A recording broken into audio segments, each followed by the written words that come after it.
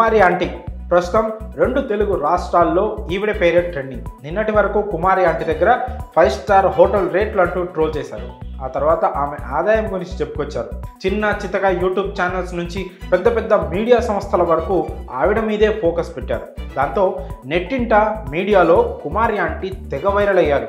దాంతో రోజుకు 300 ప్లేట్లు అమ్మే కుమారి రోజుకు 500 ప్లేట్లు అమ్మే స్థాయికి ఎదిగారు. ఇక్కడి దాకా అంతా బాగానే ఉంది. కానీ ఒక్కసారికి వచ్చిన విపరీతమైన క్రేజ్ ఇప్పుడు ఆమెకు అసలు ఉపాధే లేకుండా చేసింది. Social media sensation street food వ్యాపారి కుమారి ఆంటీకి కొత్త కష్టాలు వచ్చి పడ్డాయి. యూట్యూబర్స్, బ్లాగర్స్, మీమర్స్ అంతా కలిసి ఆవిడకు ఎక్కడ లేని క్రేజ్ని తెచ్చిపెట్టారు. ఆవిడ మొదటి నుంచి మొత్తుకుంటూనే ఉంది, మన వల్ల ట్రాఫిక్కి ఇబ్బంది రాకూడదు, కాస్త జాగ్రత్తగా ఉండాలి, మీ వల్ల నా వ్యాపారం పెరిగిందంటూ అందరికీ కృతజ్ఞతలు కూడా చెప్పింది. కానీ ఇప్పుడు ఆ క్రేజే ఆమెకు అసలు ఉపాధే లేకుండా చేసింది. ఎప్పటిలాగానే మంగళవారం కూడా ఫుడ్ అమ్మేందుకు తన ట్రక్కులో అన్ని ఐటమ్స్ తీసుకొని ఐటీసీ హోటల్ రోడ్లోకి వచ్చింది కుమారి ఆంటీ. ఆమె ఫుడ్ ట్రక్ని ట్రాఫిక్ పోలీసులు అడ్డగించారు. ఆమె అక్కడ వ్యాపారం చేసేందుకు వీల్లేదంటూ గట్టిగా చెప్పారు. అలాగే ట్రక్కుని అక్కడి నుంచి తీసుకొని పక్కకు తీసుకెళ్లారు.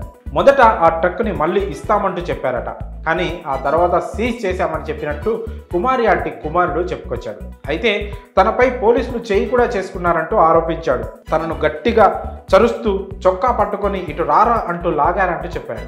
తనతో దురుసుగా ప్రవర్తించారంటూ ఆరోపించాడు. కుమారి ఆంటీ భర్త కూడా తమకు న్యాయం చేయాలంటూ వాపోయారు.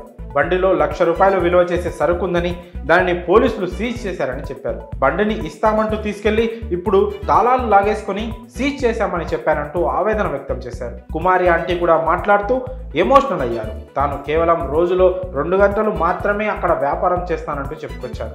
ఉదయం నుంచి రాత్రి 11 గంటల వరకు ఆ వీధిలో వ్యాపారం జరుగుతుందని, తాను కేవలం 2 గంటలు మాత్రమే ఉంటానని, కానీ అందరినీ వదిలేసి తన వ్యాపారాన్ని మాత్రమే అడ్డుకోవడం చాలా అన్యాయం అంటూ ఆవేదన వ్యక్తం చేశారు. తమకు ఎలాగైనా న్యాయం చేయాలంటూ డిమాండ్ చేశారు కుమారి ఆంటీ. మరోవైపు పోలీసుల వాదన ఇంకోలా ఉంది.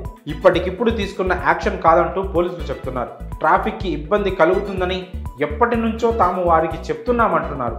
మరి కుమారి ఆంటీ ఫుడ్ ట్రక్ని సీజ్ చేయడంపై మీ అభిప్రాయాన్ని కామెంట్స్ రూపంలో తెలియజేయండి.